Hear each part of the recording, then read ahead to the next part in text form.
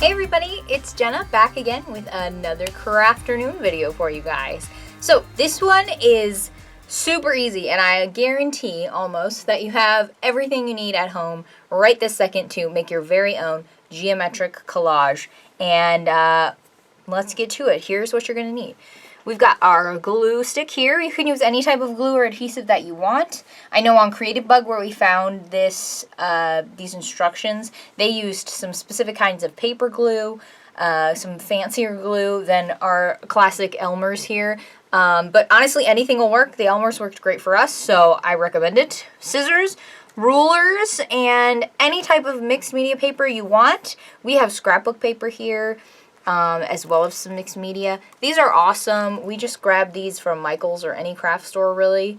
We have a lot of really good ones to choose from here in our teen services department. We are very fortunate. So I had a lot of fun patterns to mess with. And then you'll also need some regular construction paper too if you want to get some solid colors in your geometric patterns. And then some construction paper that will be your base, like this one I have here. You can use a wider sheet like we have, or you can use a regular 8x11 construction paper. Anything will work. Wherever you would like your geometric pattern to go, get it, and let's get started. So let me show you our examples here. They're very nice, very pretty. This is the one that I did. Very cool. You can hang it any way you would like. Got some different patterns going on, so you can see it. Lots of different fun stuff.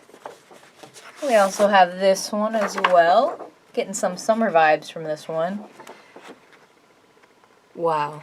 Just gorgeous stuff. And it looks really nice. It looks professional. You could frame it, hang it up on your wall, put it on the fridge for all to see. And let's get started. So you're going to need to cut out some diamond shapes. That is the crucial shape for this. As I was doing mine, I was thinking how fun it would be if you did some different shapes. You can absolutely do that too. Any geometrical shapes or patterns you want to create will look awesome, especially if you're using some different pattern paper along with some solids like we did here. We mixed in our solids with our patterns, stuff like that. It's gonna look awesome. I sort of tried to stick to a color scheme with my diamonds as well, but that's totally up to you. So, what I did was cut out one that I knew was a really nice size. Let me see if I just dropped all, oh, here it is. I had just dropped them, so I wasn't sure if I could find that quickly. I have this one, which I used as my stencil. Very nice. You can see my pencil markings on it. So I basically cut out one that I knew was exactly what I wanted, and I just traced it. Since it is paper, I used a paper stencil. You will need to hold it down when you're tracing. I sort of held it down like this. You can see with my fingers. And then traced around the sides just to prevent anything from slipping up or slipping under. So I didn't draw on the actual pattern. But yes, so find the shape that you like. You want to make sure it's a diamond. So again, it's equal on all sides. You don't want to end up like this, like I did with my smaller example. This is more of a kite shape, which is totally fine, and I actually ended up working it out, which was okay. But it will make you do some overlapping, and it will not look as nice or geometric to the eye. So use your ruler for this. That's a great way to be sure. And yeah, I would just prep a bunch first, because my first one I did, it was a little frustrating. I hadn't prepped them all, and I ended up having to stop and cut more, and stop and cut more. So get all your stuff together first, and then go for it. So yeah, this is what my kite shapes turned out to be. It's fine. It looks fine from afar, but you look at it up close, and you realize, not quite correct. Still fun. And it's nicer I did make those smaller so you could put it on a smaller sheet. But yes. So let's get to. We've got all of our shapes cut out here. I picked lots of different patterns. I also picked some solids. So what I would do first is figure out which ones I want to use for my first shape. Now you can see in our examples we go off the board a little bit with some of them. Some of them we sort of, I cut off, but I started with the big ones just so it's easier to sort of feel out where you're going with it first. I'm definitely not the sort of person who planned it all and then stuck them down. I planned them all diamond shape by diamond shape. So do what feels right to you, whatever feels good. So they are going to be 6 in a correct formation here for the one that we're doing. There will be 6 diamonds in each. Okay. So we'll pick out our 6 here. I did want to go with like a shimmery feel. So let's put some, I like this one, pink, watermelon, a purple, and then let's do this one too. This looks cool. Okay. Boom. So we've got our 3. Gonna sort of situate them. Let's start on this side. Gonna situate them in a manner that I like. Gonna put our 3. You can see I got a little pencil on that one, or you can't really see, which is also great. Got 3 like this. Lovely. And then we'll complete the shape with 1, 2, and 3. So that's our basic shape right there. Cute, but I'm not loving it. So I'm going to take out this guy. I'm going to put in another patterned one. Actually, you know what I'm going to do? Put this guy in here. No, I don't like that. Perhaps this one? Looks kind of cute.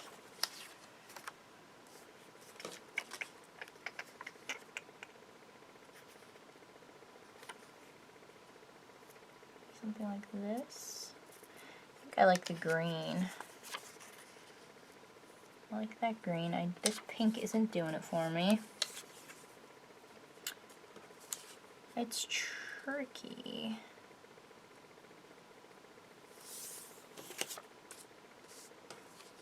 It's like you gotta figure out what feels right to you, what you like.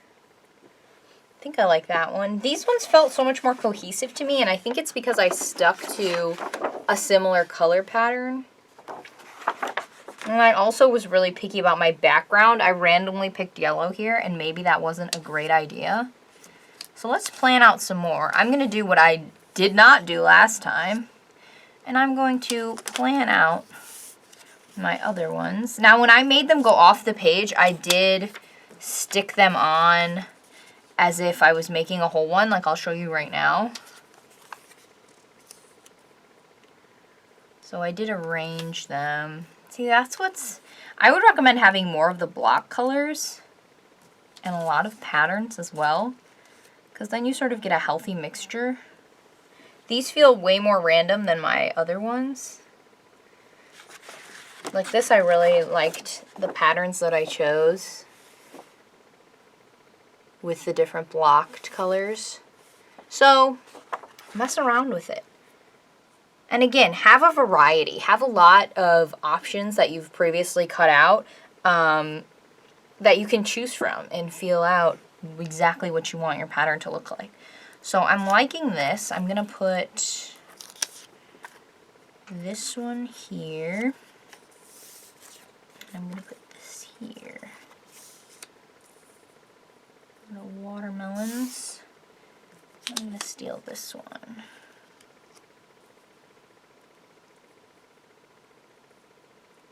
I think I like that better. I like that better than this one we were working on up here. Let's do one more bluish. Maybe this will work. Yeah, that looks better. So yeah, when I tried to pick a more general color scheme, nice. So let's glue that one down. I'm actually gonna turn it a little bit. Nice. So now we'll go one at a time. I sort of try to glue on the back as well as on the paper a little bit. Oh, but see, then that happens. Do have to be a little careful, especially if you have it right where you want it. So then I sort of shimmy it and move it around a little bit. Yeah, there we go. Awesome. Now I'll do this guy. Sort of just gluing on the back. A little glue here where I know it will go. And when I am doing ones that come off the page, I try to glue only where I know it's going to need to be adhered. Even when they're fully on, like this one, I'll show you. I try not to do all of it, and then I can lift up. I'll lift up this side of it and just put more glue underneath. So this is the tricky part.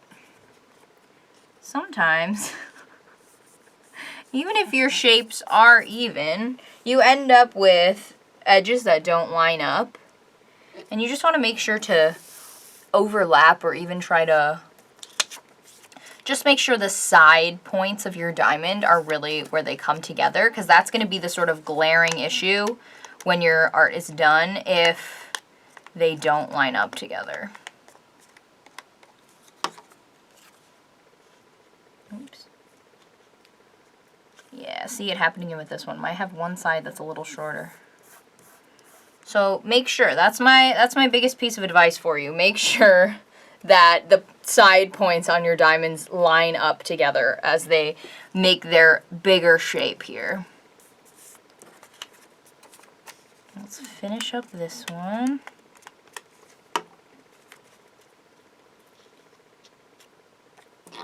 Some glue right here. And again, remember, you can always add more glue. I try to put only a little bit so that I can move things around to the way I like them, to my liking. One more here. Cute. Ugh. It is a lot of pushing and pulling on your glue space. So this is a great example of why to be very careful when you are setting and gluing. So I've got some empty spaces here, and that's the best part. If you only use a little glue, you can peel off and reposition. Just in case you end up like I just did. You can always peel them off and reset them in a way that fits.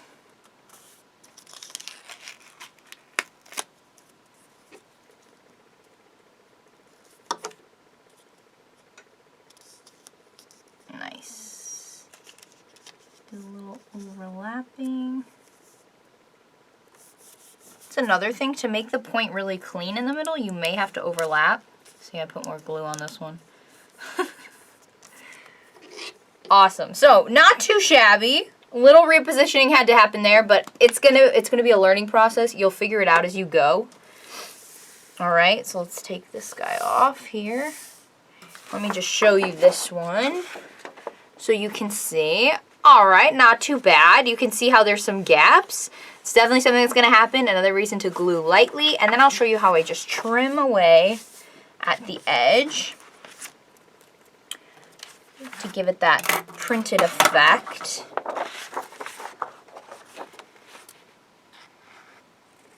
I'll start it like that and then flip it so I can see exactly what I need to cut off. And then you simply stay in line with your construction paper.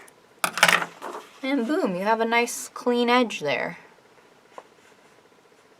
Cute! And then it looks like, hey, I was supposed to be here all along. We can trim this guy too.